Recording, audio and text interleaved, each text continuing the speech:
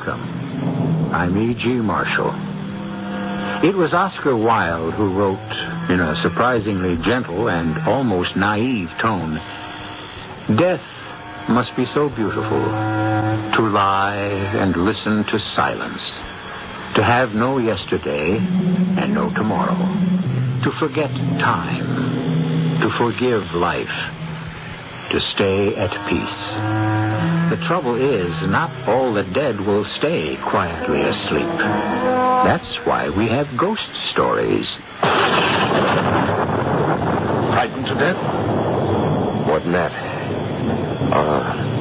Asphyxiated, smothered. I don't know how to describe it. During the war, I had a friend who was in a building that was bombed. The force of the blast drove him against the wall, and he looked like that. I do not know the exact word in English, but flattened and spread wide.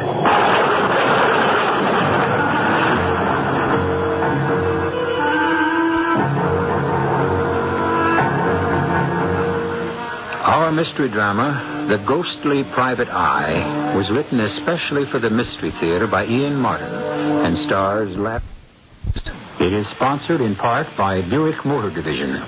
I'll be back shortly with Act One.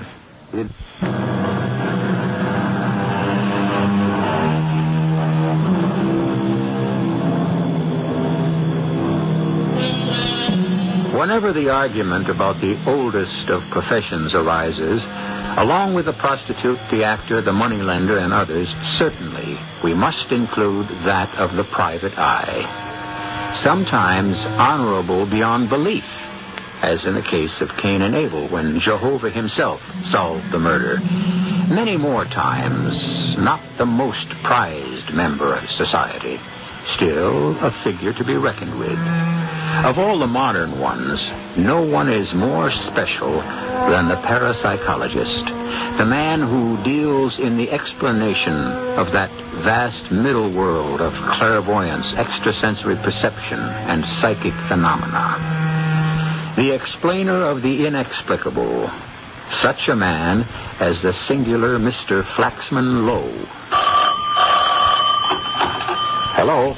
Mr. Flaxman Lowe? Yes, the same. This is George Blackburton. You know, we've seen each other casually at the club. Oh, yes, of course, Sir George. I feel like the devil bothering you like this, but you were pointed out to me as someone who, well, was more or less an expert in the occult and supernatural. Well, I have made a good deal of investigation, yes, but, I'm in desperate need of help. Could you come right down to my place in Surrey? We have something that even my wife can't cope with. Something?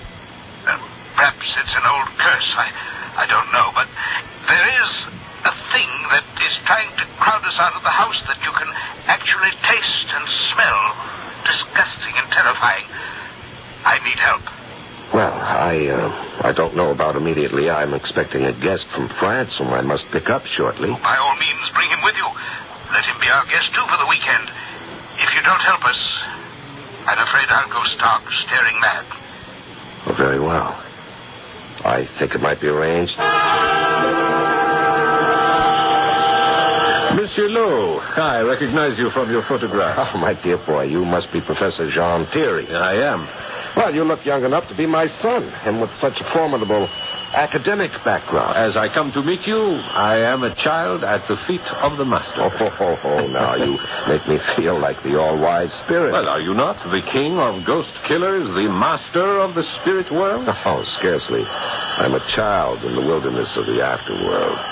And, at the moment, an embarrassed host. Oh, why? Well, what would you say if instead of taking you home to my comfortable fire, as I'd planned to, I whisked you off instead into the depths of Kent for a weekend at a haunted house far beyond your belief and which even stretches mine? What would I say? What am I here for? Well, so we stay right here in the station and catch the next train for Yand Manor House. We had corresponded for years, the Dr. Flaxman and I, and the quality of his mind was such that I had been most eager to meet him, to argue vis-à-vis our contrasting belief on the matter of life after death. So, what matter that our first conversation was on a train headed for this house with a strange name, Yand Manor House. This house that you have been asked to investigate, it has a ghost? Oh, most definitely, yes. Is it an especially convincing ghost? Well, I think you'll find that it is. Then you are promising me an exceptional adventure. One not without a great deal of danger. Well, I can't judge that, though, without trying, can I? Well, that's the nature of contact with the world beyond. But first you must prove it to me. I simply do not believe in ghosts. Or spirit manifestation, occult phenomena, whatever is the rubbish bin into which most people throw any belief they cannot understand. Well, this rubbish heap is what I spend my life investigating. Chacun a son goût. To each his own. And yet, are we all so sure and secure about what we think we know? I realize that you're aware, but I've had some considerable success searching through the trash that most people discard. Well, what can I answer? That I rebel against the whole idea? After all, I have no experience in these matters, except vicariously through studying and reading. Very well. And now you're about to have some first-hand direct experience, which I hope you will not come to regret. We went straight to Yand Manor House, certainly on my part totally unaware of the terror that was to face us, and of a gaping world of swirling doubt, bottomless, and as insecure as that dreadful dream of falling from incalculable heights to impossible depths, a dream beyond belief that was to haunt me the rest of my days. We were met at the train by Sir George and quickly transferred to a large and luxurious landau with a magnificent pair of horses. I had been prepared for something quite magnificent when we approached Yand Manor House, but actually it was not so impressive compared to the property that surrounded it. A square brick house, notable only for a strangely out-of-character building at the end of the garden that was unmistakably a mausoleum. But our hosts I found quite charming. Your rooms are comfortable, I hope, Mr. Lowe, Professor Thierry? Oh, I find mine even better than that. Cozy. Oh, yes, mine too. I feel quite at home. And you need have no worries. I swept them myself. What Cynthia means is that she has, not literally swept them for dust, but for any sign or evidence of supernatural occupation or presence. I assure you they're quite clean. In fact, I've combed the whole house, and there's not a jot of evidence that any spirit forces or spectral emanations exist. Save for, of course, the den. I'm a psychic, too, you know, Mr. Lowe. Oh, well, you flatter me, Lady Blackburton. I don't consider myself one, only an investigator of psychic phenomena. You do not believe in the spirit world? That's a different matter. I think you will find, madame, that he is a true believer. I am the fly in the ointment. Well, monsieur, before you leave Yand House, I can promise we will have made a true believer of you. Well, you sound almost as though you enjoyed this ghost which so concerns your husband. Oh, no. No, this is something malignant, destructive. It must be exorcised. I tried to reach it through spiritualism, but without success. I only hope that with your help, perhaps we can. May I ask when we're to see the room? We're waiting only for my nephew, who'll be joining us for dinner. We will be 5, the Pentateuch, the perfect number for a seance. One reason why we were delighted when you asked if you could bring a guest, Dr. Lowe. I only hope, madame, that I will not be a limiting factor. We ask only for your cooperation. I feel quite sure we'll end up by winning your belief. That'll be Charles now. Don't you think, my dear, it might be a good idea for us all to go straight into dinner? I think perhaps it would. Gentlemen, will you join me? There had been a curious little family byplay between Sir George and his wife, which was soon explained to me after I met Charles Volney. He was a large, heavy young man with an athletic build. I can't say I found him an attractive personality, but what was most noticeable about him was that he was already on his way to another evening, which could only lead to a hangover in the morning. And so on, Cynthia, we're to have another table-tapping session? Charles, I won't have you talk to your aunt that way. Well, good Lord, Uncle George, has she really got you believing in all this twaddle? The strange things that happen in that room can't be taken lightly. He doesn't really take them lightly at all, George. The bravado is just to cover up his own fear. Rubbish, Auntie. Some wind blowing down the chimney, rustling the ivy and swinging something loose against a window, or the creaks and groans of this drafty old house. Nonsense. Are you seriously interested in all this balderdash, Dr. Lowe? Yes. After all, I have made it my life work. Yes, of course, but to expose frauds and to show a Pecos. In part, yes, that is a byproduct. Now, you're not going to tell me you actually believe in bits of ectoplasm bumbling about, droning and clanking chains. May I quote you from Hamlet? There are more things under heaven and earth, Horatio, than are dreamed of. Oh, Lord, I'm in a nest of nuts. No, not quite. You have another skeptic at the table. Ah, Professor Thierry, huh? Yes, you see, we're a good balance. 2 for, 2 against, and Sir George somewhere in the middle. Well, I'm not so sure anymore, Flaxman. Not after the last experience. The one that sent me scurrying to you for help. My information about the room, we're about to, what's the best word? Shall we settle for invade? Is still sketchy. Naturally, Dr. Lowe. It has to be all the things you can't question, only interpret. The wind blowing, a shutter clacking. You know, it's so easy if you can't see anything face to face. Yes, sir, but if you'll excuse me, Charles, I think there have been other manifestations. Am I wrong? Far from it. Hearing and seeing are not the only senses. One can actually feel the presence. Oh, it's all in the mind. It's a lot more than that, damn it. I tell you, one can smell it. Smell it? The fetid odor of death, the grave and decay.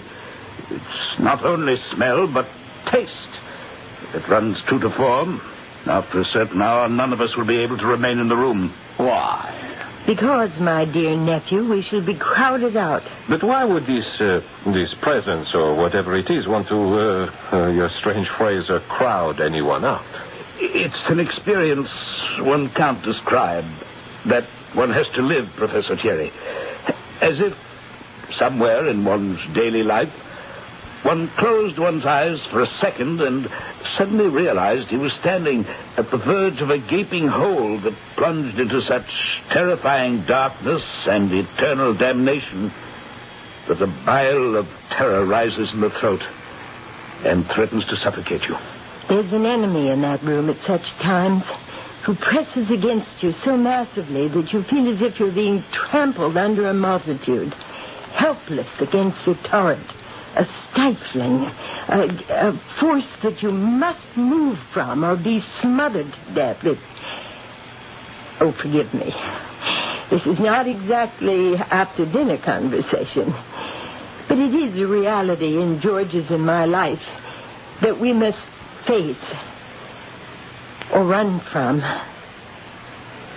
if we can. We've decided to face it. Will you chance it with us?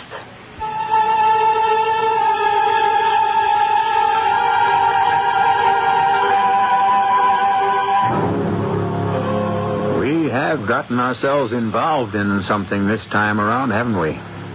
I don't know where each of you stands on the power of the spirit world, extension after death, or belief in ghosts. But I do hope you'll stay to do a little more research with me and Mr. Lowe on the nature of it, the possibility of it, and exactly what effects it can have on us. I shall return shortly with Act 2. Think about it.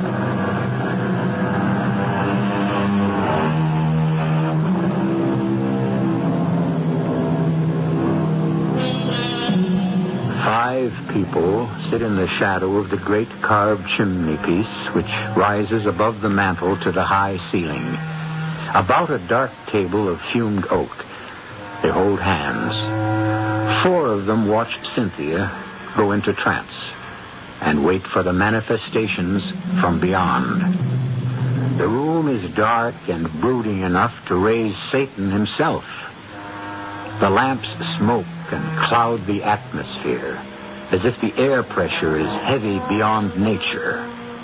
But nothing happens. Whoever you are, wherever you are, we are trying to reach you. Can you not answer? Answer. No. Not tonight. Tonight I can't do it, George. There are forces against me. I don't know what it is. Break the circle. Bring up the lights. I will, Cynthia, my dear. And rest. Relax. Cynthia, you extend yourself too much. I'm all right, George, dear. But I must rest now. It really troubles me. We may not have raised any wandering spirits inside, but we seem to have created some outside. If you'll excuse me, I think I'd best see Cynthia up to bed. Please give my apologies to our guest. Hush, Cynthia. Don't worry about I it. worry about what I must. Did you ride over, Charles? Oh, yes, sir. I don't want you to go back in the storm like this. You must stay. Any one of the rooms in the West Wing, they're all made up. Now, don't you worry about me. But I do. Very well, Auntie. I promise. Come along, Cynthia. Charles, since I'll not be down again tonight, will you see to our guest needs? I also promise to be an excellent host, Uncle George. Good night. Good night, Lady Blackbird, Sir George. Good night. Well, gentlemen, what should it be? Whiskey, gin, brandy? No. For me, nothing. It was a long journey from Paris. Afternoon's trip has finished the job. I am exhausted. No, I don't think I want any either. Why don't we all just go up to bed? Ah, yes, bed, sleep. Those I welcome. But, I'm not going upstairs. Well, you're not going to ride home in weather like this. No, Mr. Lowe. I'm going to spend the night, right here. You mean in this room? That's right.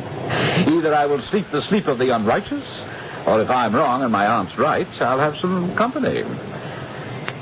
Now, I mean to put an end to all this nonsense about ghosts and ghouls. Then I shall sit up with you. Oh, perish the thought, Mr. Lowe. With your reputation, I'm sure any self-respecting member of the other world would give you a wide berth. Well, are you still sure you won't join me in a brandy? Very well. Mr. Beauvais, may I ask you to be serious for a moment? You may ask me. I don't think you should take your aunt's warning lightly. Even though there's been no physical evidence tonight, apparently some malignant and dangerous force considers this room its province. Then if it does, I intend to disabuse it of the idea. More than that, I'd want it off my turf. You see, this house will be mine one day, very soon, if my aunt and uncle decide to return to traveling. And I want it, whoever or whatever it might be, and mark you, I don't believe it exists. I want it to know that when I take over, there'll only be room for one of us. And no amount of discussion would persuade this headstrong young man to change his mind. Personally, I couldn't help agreeing with his point of view. The idea of anything supernatural daring to intrude in this temple of the normal and the everyday seemed ludicrous. So, Flaxman and I went upstairs. John, Yes. I'm concerned. About me? Actually, I must admit my concern was more for that young man downstairs. I should not worry about him. One more drink and the wine will put him straight to sleep. Well, I'm not worried about anything that may threaten him in this world. I left my practical French friend and went to my own room. The storm was still whistling and moaning about Yan Manor House, but it was a perfectly natural phenomenon, and there was certainly no cause for alarm. I must have been sleeping lightly, for a grandfather clock striking the 3/4 hour somewhere in the house woke me up. I glanced at my watch and saw that it was 1:45 midnight. I shrugged into my robe and slippers and stole downstairs. The house was silent, save for the moan of the wind and the steady drum of the rain outside. The door to the den was closed, and I opened it, filled with a nameless apprehension. I could have saved myself my uneasiness. Stretched out comfortably on the couch, a still unemptied glass in his hand, lay Charles Volney, snoring contentedly and looking to my middle-aged envy, the picture of health in spite of all his drinking. I removed the glass and set it aside. For a moment I considered getting him out of there. But he was so soundly in his cups and such a heavy young man, the effort was beyond me. Besides, I was getting cold. So I stoked up the fire and left him. To my eternal regret, as it turned out.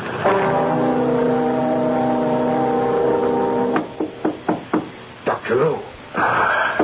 Dr. Lowe. Yes, just a moment. Be right there. Oh, come in. The door is open. I'm sorry to disturb you so early in the morning. No, it's quite all right. What time is it? The sun isn't even up, I'm afraid. 5:30. But something dreadful's occurred. Forgive my almost whispering, but I don't want Cynthia to know yet. All right, what is it? It's Charles. Hello, forgive me. I thought I heard an urgent knocking. Do I intrude? Quite all right, Professor. Everyone must know sooner or later. My nephew Charles is dead. What? Oh, I can't move it. How? That's the terrifying thing.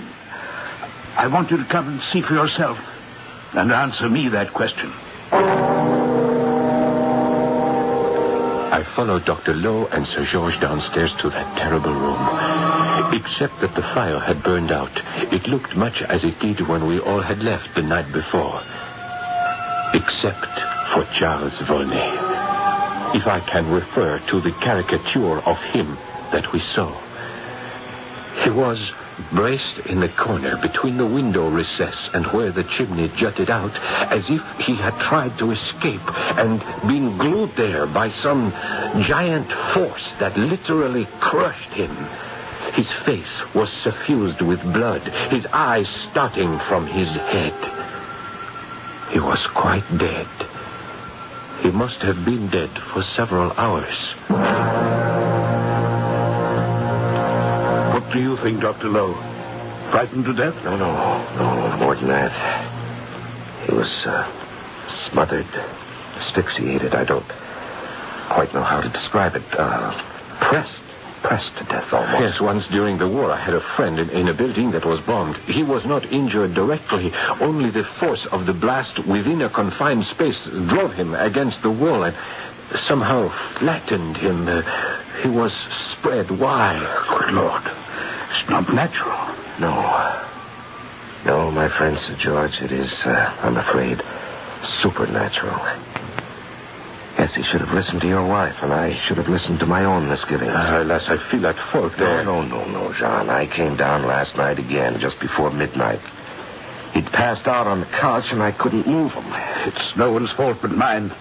I should never have come back to this accursed house. And I'll call Mr. Bunbury. He's our local superintendent of police.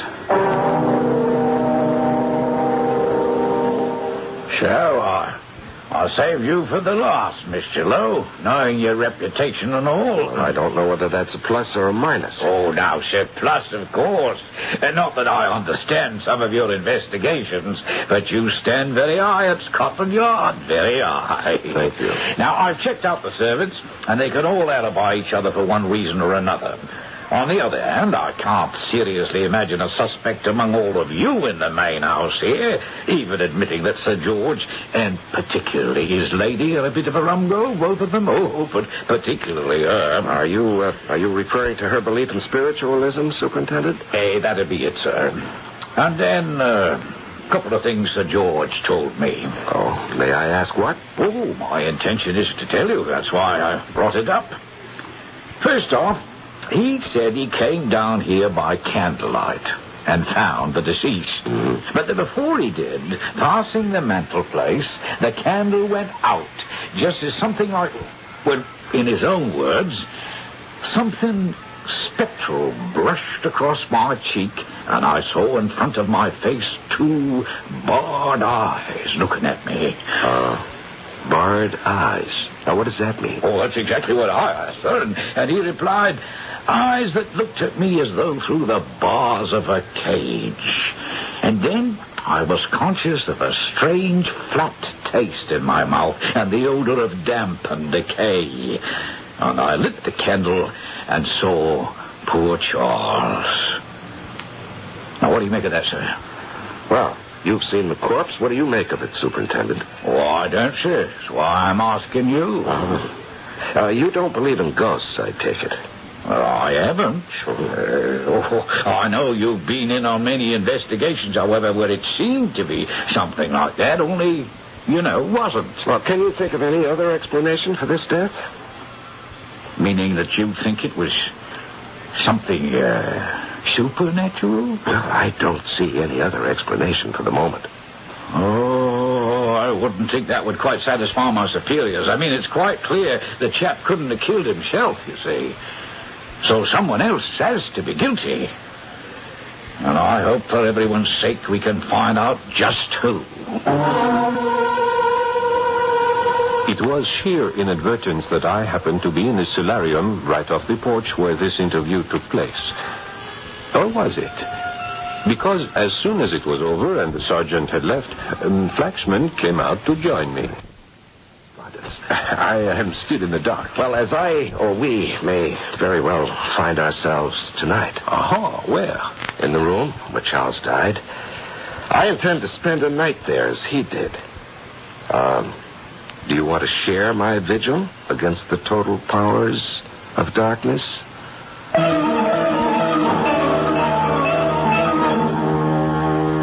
And as Professor Thierry regards his brilliant but strange friend and intellectual enemy, remembering the horrible death he has seen one man suffer, but pondering the challenge of ultimate proof on a basic principle, I must leave them, and you, till I return with Act 3. Wonderful.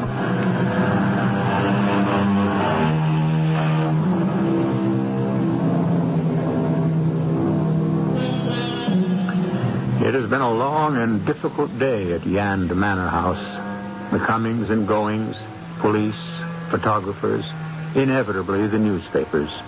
Finally, the undertaker and the removal of what is left of Charles Volney's terrestrial presence.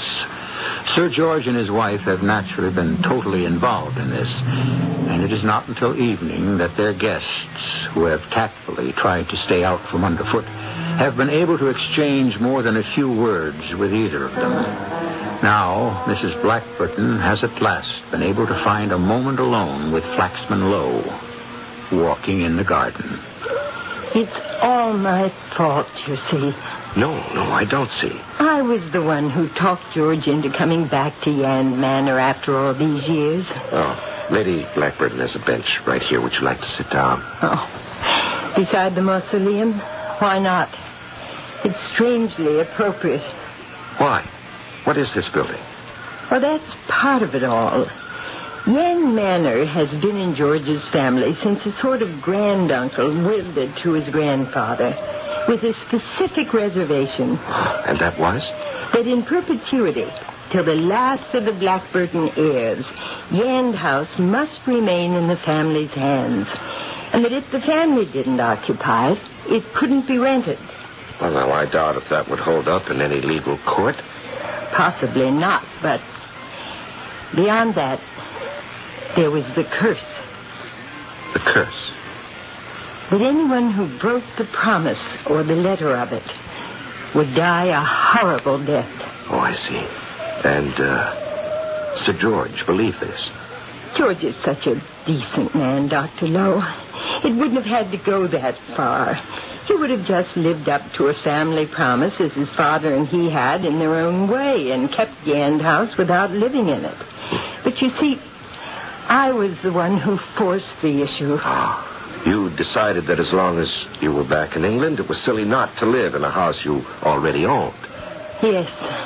Plus, by now, my my dedication to spiritualism, my new venture into the occult. Mm-hmm. So I'm the author and the instrument of this tragedy. I feel as if I'd actually murdered my nephew, Charles. Well, now, Lady Blackburn, I don't understand that. Because having forced George to return here against his will, he'd rebelled. He didn't like all these supernatural manifestations. And it was only at my insistence, at my plea, that he brought you down here. If they couldn't be stopped or explained, he determined to sell the property and destroy this mausoleum as soon as it was legally possible. And may I ask who rests here? That uncle of George's grandfather who started this whole thing. His body is actually in that tomb? Yes. Locked in a strange lead casket. A lead casket? This uncle was a strange man with an inordinate fear of death. Oh. It's said that he predicted his own death and arranged to have a doctor in attendance. And he died very suddenly and unexpectedly. I see. Lady Blackburn, you're asking for my help, aren't you? I have no right to, but yes. I feel that my hobbies have inadvertently led my husband and his family into a terrible peril. The only one I know who might save them is you. I see. Then may I have your husband's and your permission to spend tonight in the den as your nephew did last night? I don't want to risk your life. Well, I won't deny it may be risked, but first of all, I know what I'm doing, which your nephew did not. And second, I shall not be alone.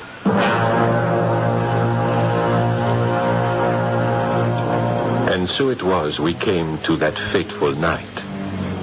My friend Flaxman Lowe and I entered that fearful room, closed the door behind us, and settled down to challenge whatever malevolent spirit he thought still occupied it. I was still skeptical and remaining to be convinced. This is the account of that evening. It was very different from the night before. No wind was stirring. It had been a beautiful sunset. There was no need for a fire. And for some time, after long discussion, Jean, Thierry, and I were sitting quietly. All of a sudden, he rose. I'm thirsty. Would you like a drink? No, thank you, Jean. I want to have all my senses alert. I meant only plain water. No, thank you.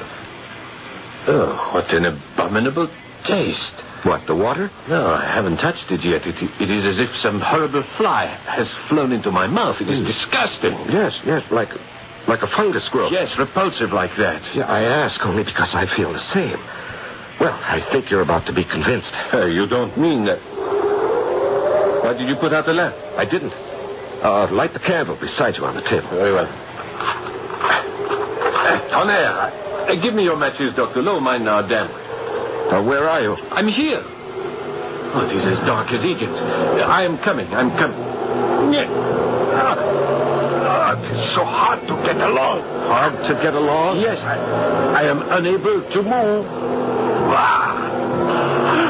I am suffocating. Where are you? I am here by the door. The air in the room had become palpable to the touch. Heavy, clogging, repulsive, with the sensation of smothering, cold human flesh. I fought against it, gasping for breath, the clammy flesh crowding over me, smothering me like some fat, nauseating humanoid jellyfish. And then,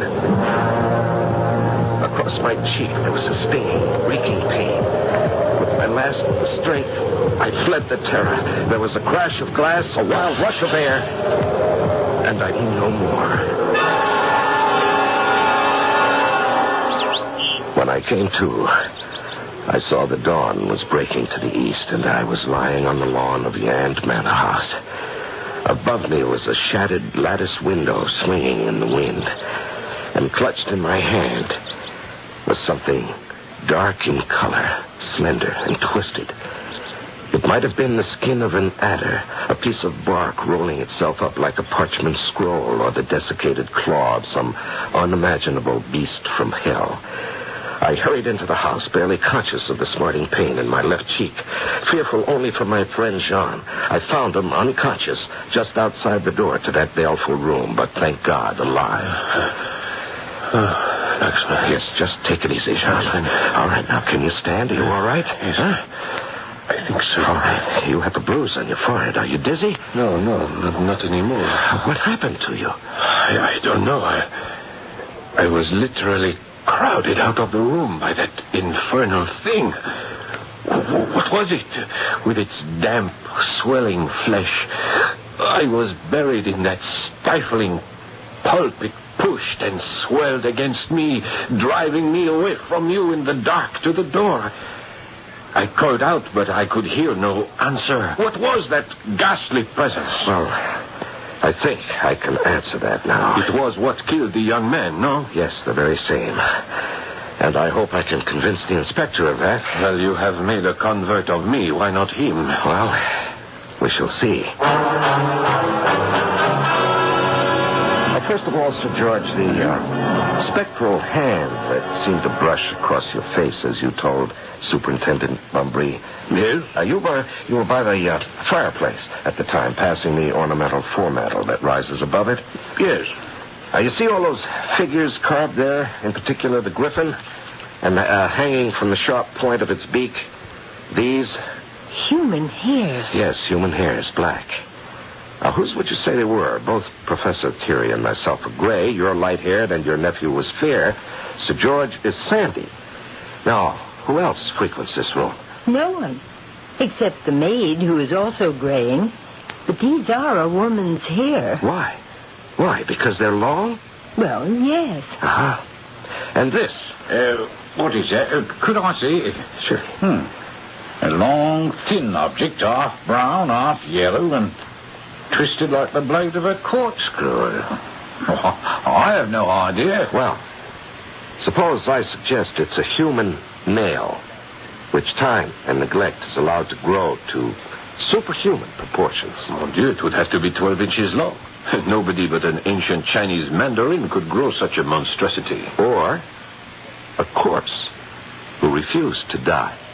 I don't quite get that last. Mr. Superintendent, let me project something. This uncle who left Yand Manor House to your grandfather, Sir George, was he dark and hirsute? Was he a recluse? Did he build a mausoleum in the garden? And did he have an inordinate fear of death? Yes, to all counts. And is it not true that both you and the nephew who might have been your heir were ready to take all steps to get rid of this mausoleum and or Yand Manor House, particularly your nephew? I suppose so. Then, Superintendent, I can categorically tell you that your murderer lies in the casket in that mausoleum, and the murderer of anyone who tries to oust him from this property as long as he shall live. Are you suggesting that a man dead over a century is still in some sense alive? Unless it sustains injury itself. The brain is the last to die. In fact, it's the only measure of finite death. Now open the coffin, and you'll see what I mean.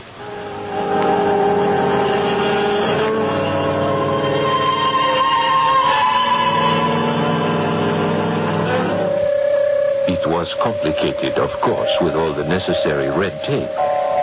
But on a certain day, the coffin, which took 10 men to move out into the sunlight and sealed as tight as a drum, was opened.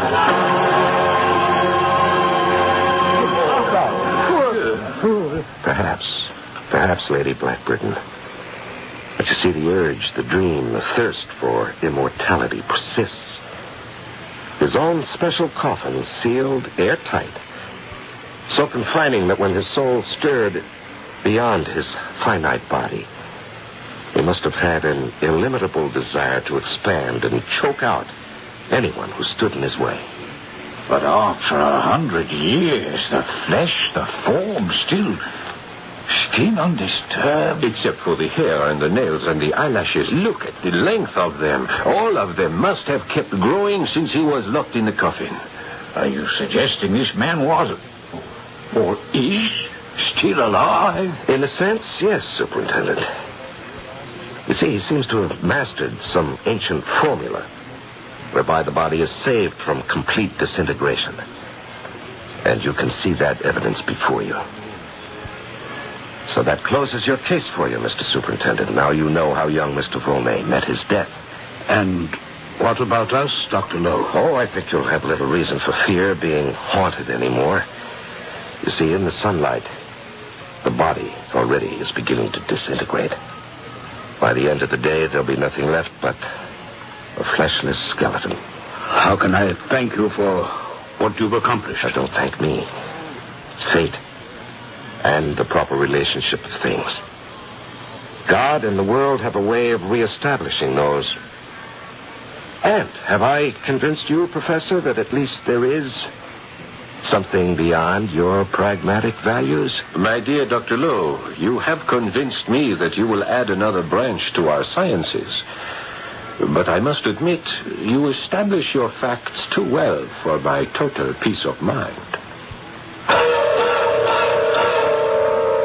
The remarkable Flaxman Lowe, parapsychic private eye, has been and continues to be a dominating figure in the field of parapsychology and in unraveling its mysteries, or at least illuminating them.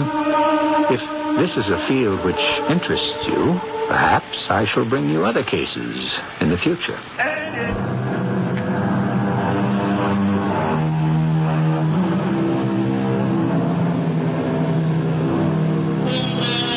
The remains of that ominous and ancient ancestor have long been transferred to a normal burying place, and the mausoleum torn down. Sir George and his wife stay on at Yand Manor House. Cynthia Blackburton has long since given up spiritualism and assorted interests in favor of feminism. Of course, since she is still in the 19th century, you might not recognize it for what it is today. But her spirit lingers on through the women's suffragette movement, through memories of Emma Goldman and her sister standard-bearers, who were the progenitors of women's lib. Our cast included Larry Haynes, Paul Hecht, Betty Winkler, Guy Sorrell, and Ian Martin. The entire production was under the direction of Hyman Brown. And now, a preview of our next tale. Well, I've come to the conclusion that this man, can only learn by example. That's why I want you as my ranch boss. As executioner. What? If anyone won't toe the line as your representative, I force him to draw down on me. And when he does... No, I don't want the reality, only the threat, the pressure, the leverage. I don't want any killing. No one ever really does. They just want their way. The killing is a kind of terrible accident that just happens. Only with me, it's no accident. You bought yourself just what you want, Colonel Braden. I feel mighty sure I did, King Tucker. Can't help myself. My cross to bear. This is E.G. Marshall inviting you to return to our Mystery Theater for another adventure in the macabre. Until next time, pleasant dreams.